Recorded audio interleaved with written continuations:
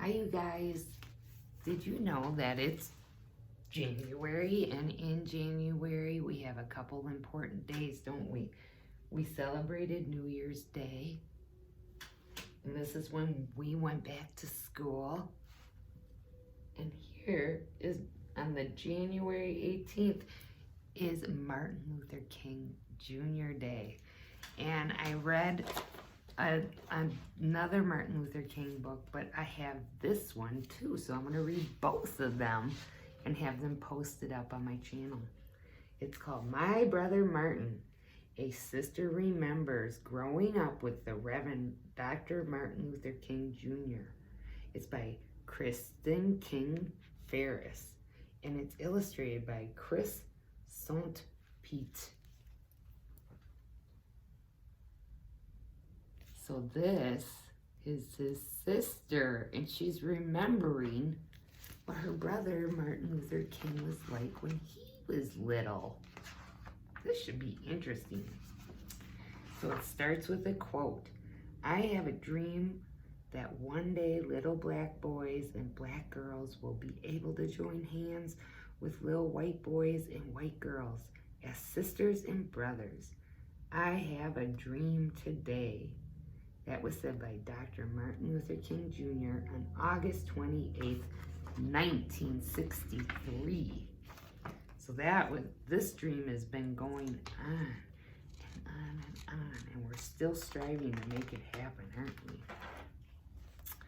So I will read the words and then show you the pictures. This is a big book, so I will do my best to not make it too awkward.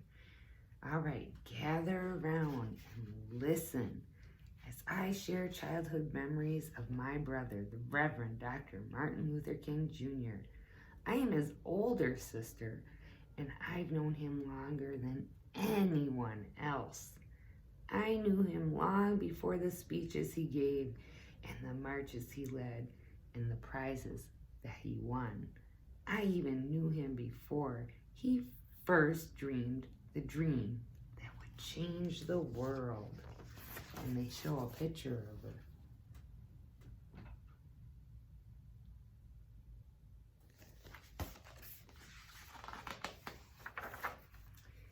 We were born in the same room. My brother Martin and I was an early baby, born sooner than expected. Mother dear and Daddy placed me in the chiffon drawer that stood in the corner of the upstairs bedroom. I got a crib a few days afterwards. A year and a half later, Martin spent his first night in that hand-me-down crib in the very same room. The house where we were born belonged to Mother Dear's parents, our grandparents, the Reverend and Mrs. A.D. Williams. We lived there with them and our Aunt Ida and our grandmother's sister. Oh, what a big, happy family.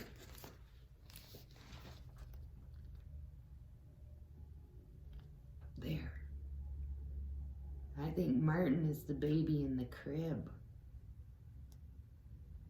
Oh, they're all smiling so nice. They love each other.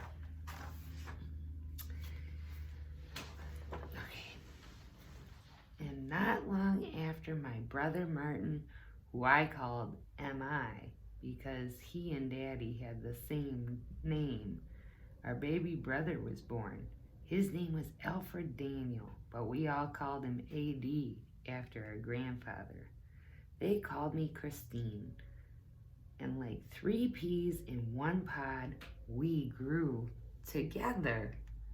Our days and rooms were filled with adventures, stories, and tinker toys, with dolls and Monopoly and Chinese checkers. And although Daddy, who was an important minister, and Mother Dear, who was known far and wide as a musician, often had work that took them away from home, our grandmother was always there to take care of us. I remember days sitting at her feet as she and Aunt Ida filled us with grand memories of their childhood and read to us about all the wonderful places in the world.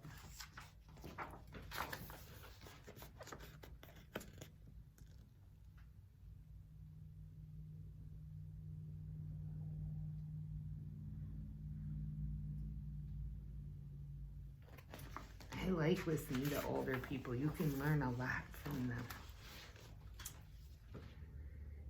And of course, my brothers and I had each other. We three stuck together like pages in a brand new book. And being normal young children, we were almost always up to something. Our best prank involved a fur piece that belonged to our grandmother. It looked almost alive. With its tiny feet and little head and gleaming glass eyes. So every once in a while, in the waning light of evening, we'd tie that fur piece to a stick. And hiding behind the hedges in front of our house, we would dangle it in front of unsuspecting passerbys. Boy, you could hear the screams of fright all across the neighborhood. Oh, that is kind of a mean thing to do. So a long time ago, it was fashionable for women to wear fur stoles. And those were real animals' skins that they kept the head on and the legs and stuff. But look at it. They're all hiding in the bushes with these stoles hanging out there, scaring people. Don't get any ideas. That's naughty.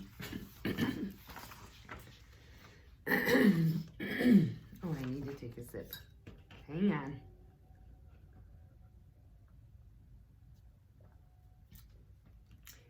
Oh, then there was the time Mother Dear decided that her children should all learn to play the piano. I didn't mind too much.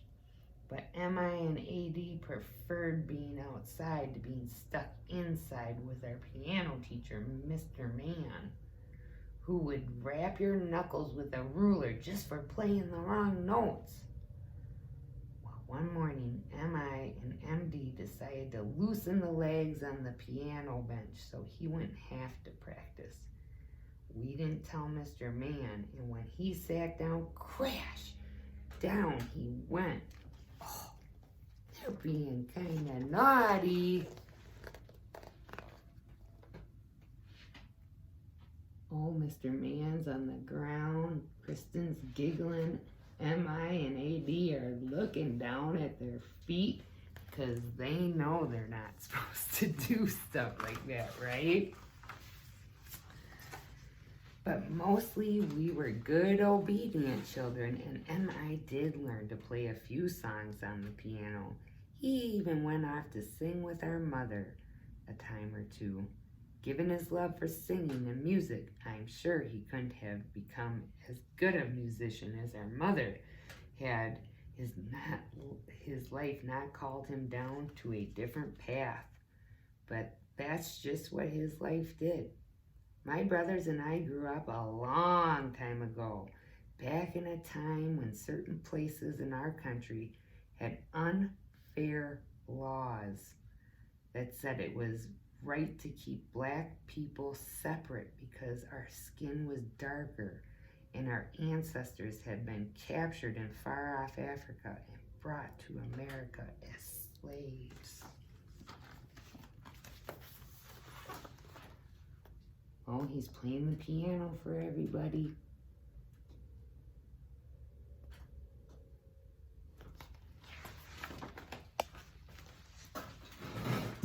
Atlanta, Georgia, the city in which we were growing up, had those laws. And because of those laws, my family rarely went to the picture shows or visited Grant Park with its famous cyclorama. In fact, to this very day, I don't recall ever seeing my father on a streetcar because of those laws and the indignity that went with them. Daddy preferred keeping MLAD. MIAD and me close to home where we be protected. We lived in a neighborhood in Atlanta that is now called Sweet Auburn. It was named for Auburn Avenue, the street that ran in front of our house. On our side of the street stood 2-story frame houses similar to the one we lived in. Across it was crouched a line of 1-story row houses and a store owned by a white family. So there's the street they grew up on.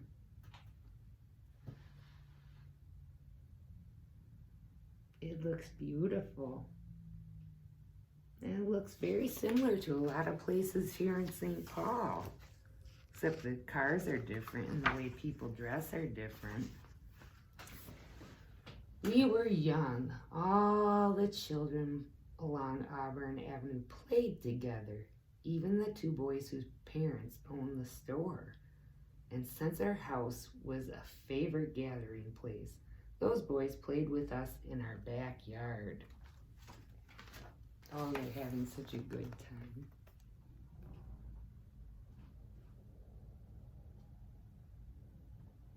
Well, they got bikes, balls, bats. Looks like they're playing tag maybe, baseball. So much going on.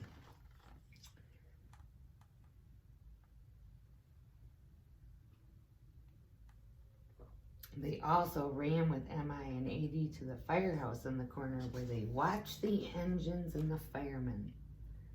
The thought of not playing with those kids because they were different, because they were white and we were black, never even entered our minds. That's true. Kids are smarter that way, aren't they?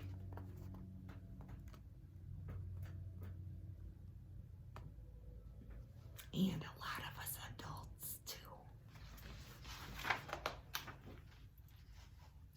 Well, one day, MI and AD went to get their playmates from across the street, just as they had done 100 times before, but they came home alone. The boys had told my brothers that they couldn't play together anymore because AD and MI were black. And that was it. Shortly afterward, the family sold their store and they moved away. We never saw or heard from them again.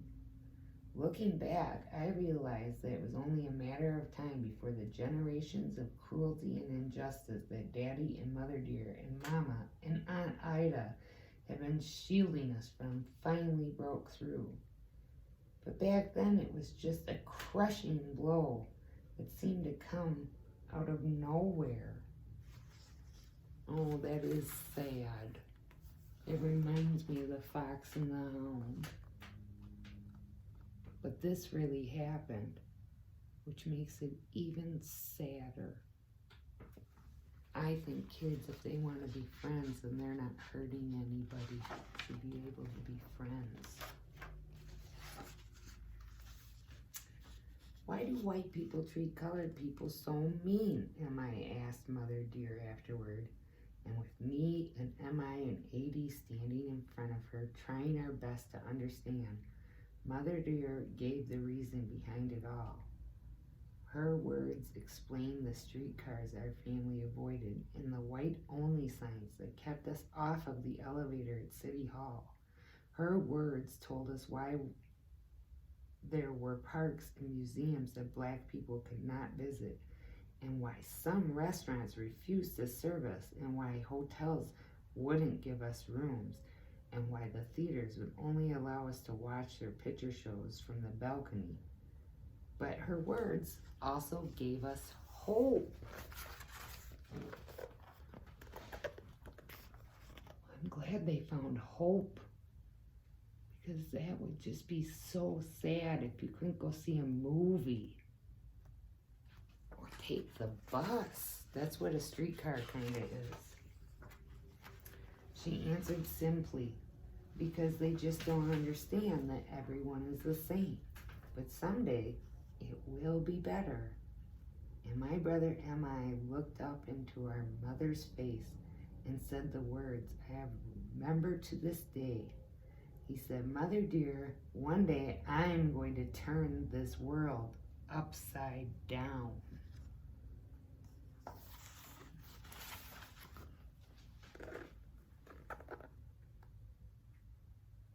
That painting is so well done, it looks like a photograph.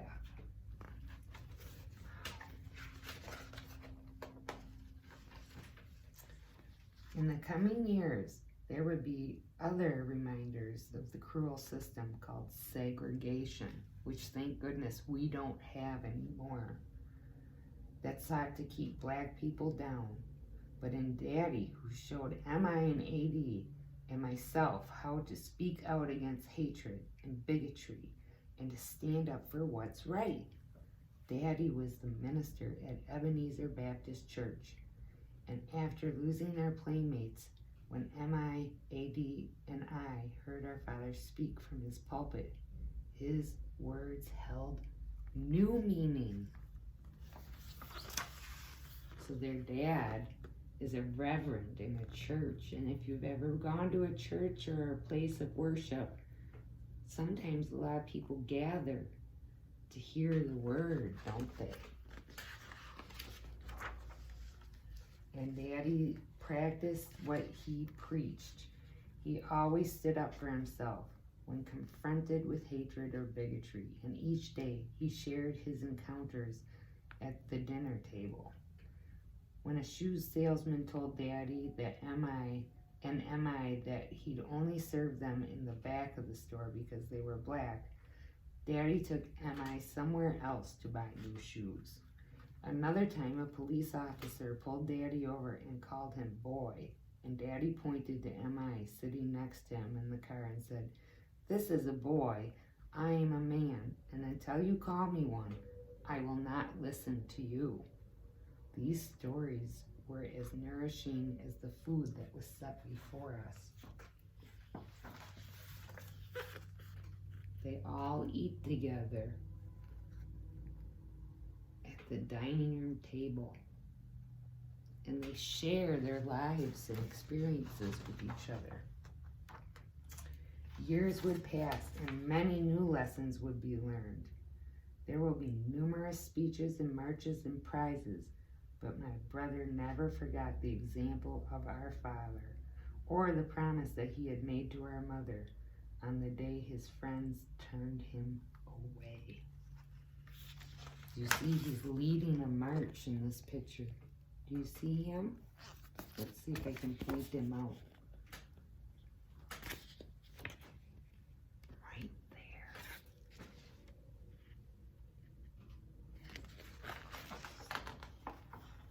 And there's one more picture of him, and it says, "And when he was much older, my brother MI dreamed a dream." There he is when he was much older. He's giving a speech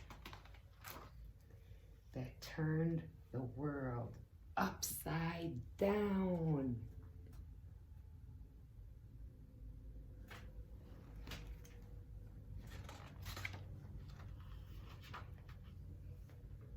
And this is the end, and I just wanted to show you this beautiful picture of he and his sister together as children.